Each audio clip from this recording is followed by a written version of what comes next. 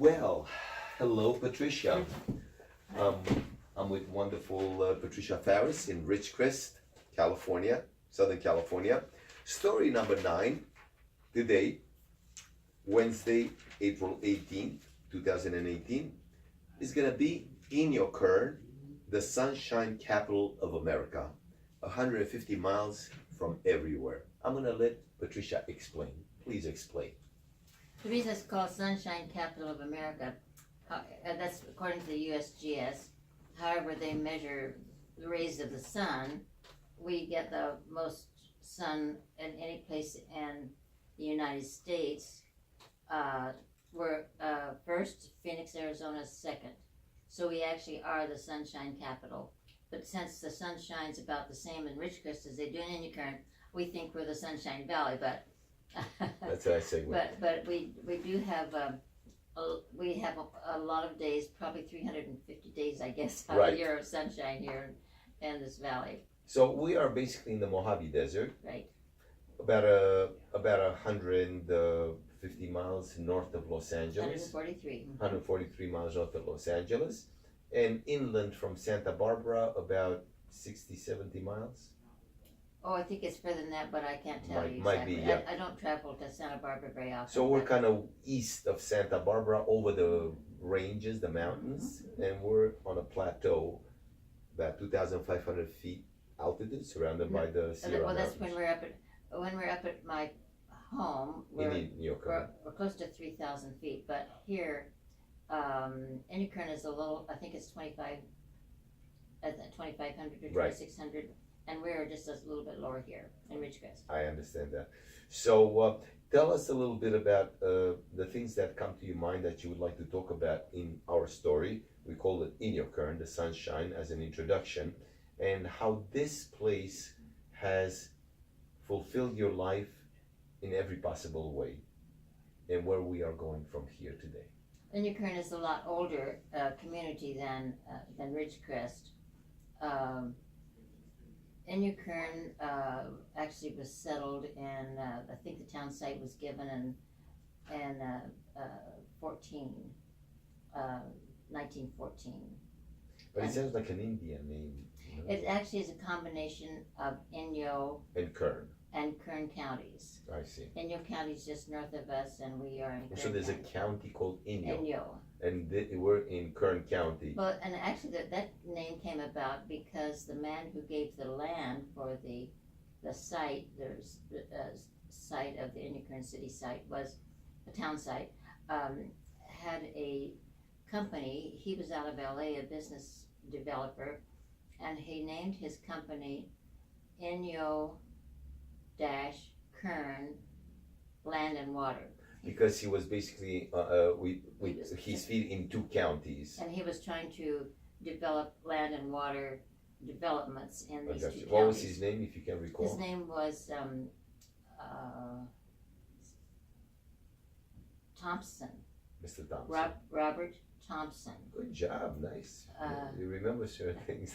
And so that's an interesting story in itself that could take us some time to tell. But Inyokern, Robert Thompson. Robert Thompson. So we'll make a note for another story. Robert Thompson and the developer. Mm-hmm. That's gonna he helped people started getting homesteads here. There was nobody living here, and so he set that in motion. So he was a good guy. And one of the homesteaders was very interested in aviation. Mm-hmm. He built an airstrip, and because he built that airstrip, that's why we have the premier Navy base, China Lake here, because when they came, they were looking for a remote area. When they saw Inyokern's land strip, they said this is it. So that's why we can land. We don't have to worry about it. That's why we have this huge. What was this gentleman's name with the airport and the aviation? His name was Ives, Clarence Ives. Clarence Ives. Mm-hmm. You do remember a lot of names, don't you? He was the pioneer father. They had the store. They had the post office. He met the Ives, right? IVES. IVES. First name? Clarence and his wife Gladys, and they were truly the city father and mother of Inyokern. Is this remarkable how a wonderful person like this can remember hundreds and thousands of names. That's just amazing. He met the train for 40 years every morning at 4 o'clock. In the morning? Outside, 4 o'clock every morning. We used to have a train that went through Inyokern and carried mail. So he did that. So they were dedicated, and but a lot should be attributed to the Ives family for what they brought to. That's very nice of you to remember them. But people, we were out here in the middle of nowhere, but we were not without some culture. Gladys Ives was an opera singer, and played the piano. She was an accomplished pianist. Joe Fox, who was the city father for Ridgecrest. Joe Fox. So this story number 9 is basically the history of Inyokern and kind of touching on the valley and Ridgecrest as it developed. Exactly. So please continue. So then Joe Fox, who came here in 1934, and he really settled Ridgecrest, put in the water system, and started helping people get water to their homes. When I came here in 42, there were 30 families that lived in Ridgecrest. Right. And most everybody worked at either West End, the chemical company just the side of town, Yes. or in Trona, the chemical company. And so. And Ridgecrest was just a stopover on the way to Lancaster, maybe. But the people that lived here, they Trona and West End were company-owned towns, and it was difficult to get a house. So people would live here. I see. And drive. They would, 20 miles or something.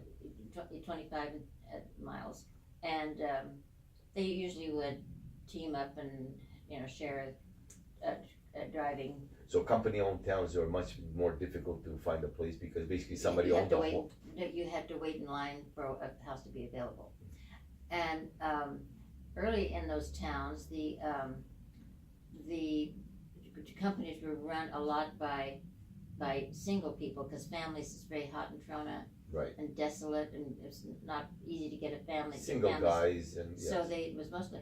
But then when the war came, it took away a lot of those single people, and they had a hard time getting people to work at Trona. And West End. They actually had what they called the Trona stage that would go down to LA every weekend and gather up the drunks off the street and the winos and bring them to Trona to run the plants. It was really difficult. And get healthy.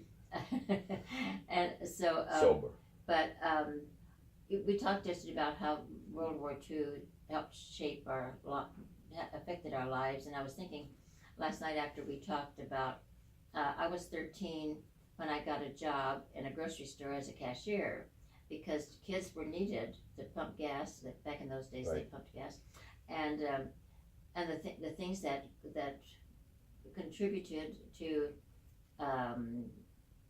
our lives. We had a big fenced off area where we threw rubber tires in there to save for the war effort. We gathered up aluminum pans. Right. Took aluminum and cast them in there for the war effort. Everything went for the war. But kids had jobs because they were needed to help, and I think that was an important part of our growing up that helped shape us. We felt needed. And you had responsibility. And I don't know how many of our children growing up today feel needed. It's important. I grew up in a family, my mother and father needed me because I was the older of several children, so I was needed. So that establishes, and then and during those war years, we had to mature more quickly because we had to take on responsibility. And so I think those are some of the things but the first grocery store that could really meet the demands of the hundreds of thousands of people who were moving in, I helped open that store when I was 13. What was the name of that? I was the first cashier. It was a Victory Market. The Victory Market, and you were the cashier. So, we were going back to the history. So, Ridgecrest then developed as there were those 30 families. Most of the people worked at the company-owned towns. Right. Inyokern was made up of gold miners, homesteaders. A lot of the people in and around Inyokern were homesteaders, and then the homesteaders kind of developed little businesses to meet the needs of the community. So that was like the upper strata that was kind of servicing the area.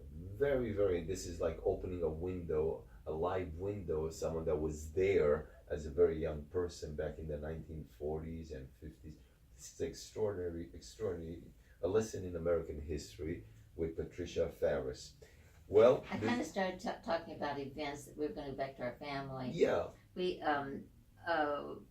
like celebrations, and so being right after the Chamber of Commerce, and it was the News Review that's set in motion the being your paper, we yeah. happen to be in the headquarters of the News Review in Ridgecrest, a lovely building, and we're in Patricia's office. we set in motion the Chamber of Commerce naming themselves the Sunshine Capital of America.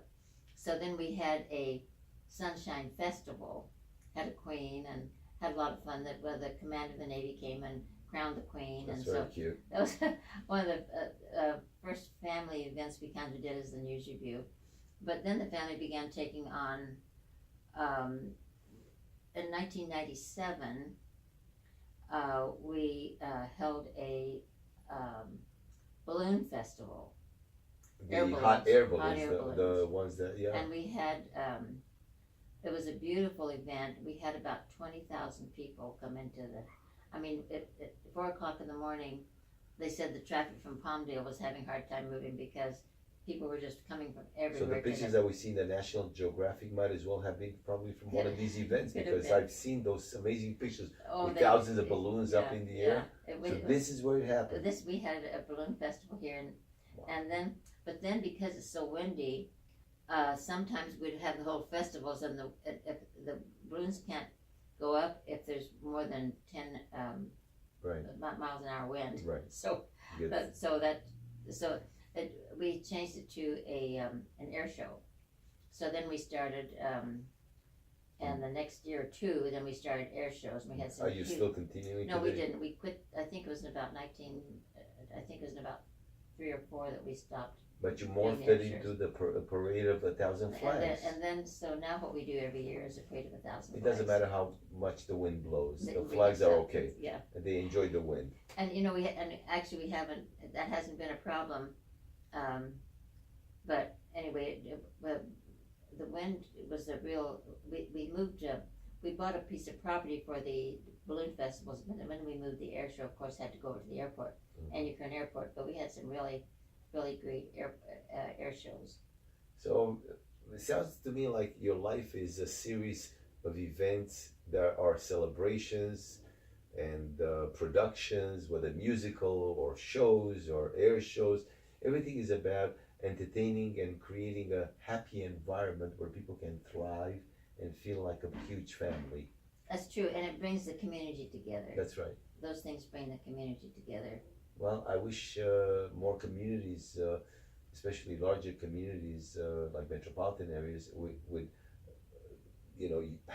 get inspiration from places like yours. But to me, this is a sacred American place, because it's almost probably. I was going to ask you, how do you see today Ridgecrest and Inyokern in your eyes, just looking around at the people, compared to 30, 40, 50, 60 years ago? Well, we're celebrating the 75th year of China Lake this year. And so, of course, it transformed. Like when I came here in 42, then by November of 43, China Lake moved in. They first came to Inyokern. Right. But Thank you for the landing strip, right? That was the first. Yeah, that's brought them here. They got our and first. I always say that China Lake brought the world to our doorstep. Literally. This is a place nobody knew existed. Right. But when you go to Washington, D.C., and you say you're from Ridgecrest, they don't know where Ridgecrest is. But when you say China Lake, people in D.C. know where China Lake is. Of course. Because it is China Lake is where the world comes for defense. Literally, where the world comes for defense. Yeah, it's one of the top-notch secret facilities for research. And early on, it was called the Secret City. But what do they call China Lake for? What's the connection? Actually, the lake bed out there was named China, and sometime in the history, the Chinese settlers. There were a lot of Chinese here. Chinese, I see. but it was initially called the Secret City because it was a major research center. Right, and it was for a long time, and it was since we didn't even know how much of the research for the atomic bomb went on right out here, but we Right. didn't know it. It was called by something that people didn't have any clue what it meant. Right, of course. So, but there's the security has been increased just recently here because of our admiral said recently that there's never been under the kind of demands, any more demands than we are under right now to help produce weapons for the national defense. And not just for our defense, but for the world. Yes, so it plays a very important strategic role. And on a lighter note, when I came to town here, I was invited to start the music program. I was assured that there's going to be a lot of PhDs. Actually, China Lake and Ridgecrest itself are considered the highest rate per capita of PhDs in the United States. So I said, fine, I'm going to feel very comfortable. I don't have to feel like I'm the smartest person. Finally, I can find someone that I can learn more from. So yeah, that was on a lighter note. But thank you very much. That was an extraordinary segue into... And I meant to, something I think that might be worth mentioning. I talked about Gladys Eyes was an opera singer. Yes, please. And played the piano. Yes. And for the church services at Inyokern. And Joe Fox, the city father for Ridgecrest, was an accomplished pianist. That's extraordinary. People might not realize because time changes, but Paderewski at one time was Paderewski, the great Paderewski. He took training from a student of Paderewski. So Joe Fox can be considered a musical grandson of Paderewski. Right, and he worked out in the fields every day.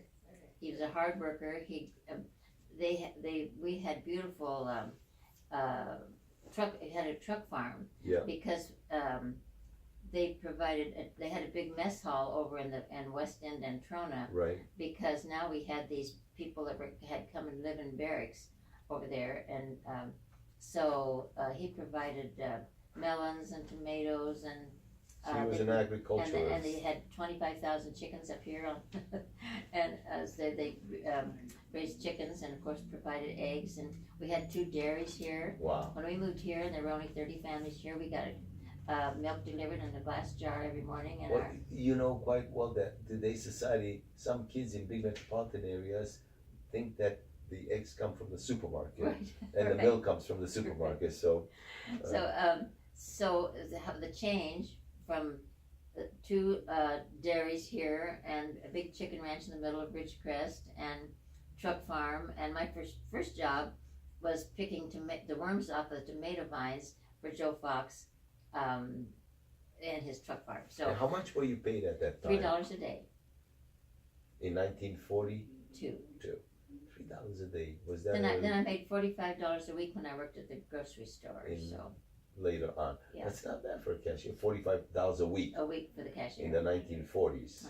That's not too bad. They were very generous. We felt, the war was going on and people were coming out, but people were beginning, strangely enough, it produced more prosperity. That's right. Everybody had a job right. But we had rationing how it changed our lives. Shoes were rationed. I remember putting cardboard soles in our shoes to make them last longer. Yeah. And we coffee, sugar, gasoline was rationed. What? Now we had to drive to school and to work. Eventually, we had to drive to Trona, ride a bus to Trona to school because the schools couldn't hold them here after the Navy came. Right. It just was boomtown USA. I mean, you wake up one morning and there's just people coming from everywhere. Right. But anyway, so the gas was rationed, and so you were not allowed to drive over 35. Speed limit was 35 miles an hour. Right. So it took a while to get from here to Trona. Right. That's 35 miles an hour and that helped. You use less gas and your tires last longer. Efficiency, yes. So those were things you had to adjust to. So in a sense, there's a lot of economy theorists that make the explanation that the war actually got us out of the depression. It did, It did. because there's demand for jobs. In a very twisted way, it created, so many people suffered and died and all that. Well, with this, we're going to close our history lessons. That was a wonderful impromptu surprise. We're not organized in any serious fashion. We kind of bounce ideas around. But thank you very much for the wonderful history lesson. You lived through it all, and it's just fascinating. Patricia Farris, thank you very much. Thank you, David. I'm David Livianu in beautiful Ridgecrest on Wednesday afternoon, April 18, 2018.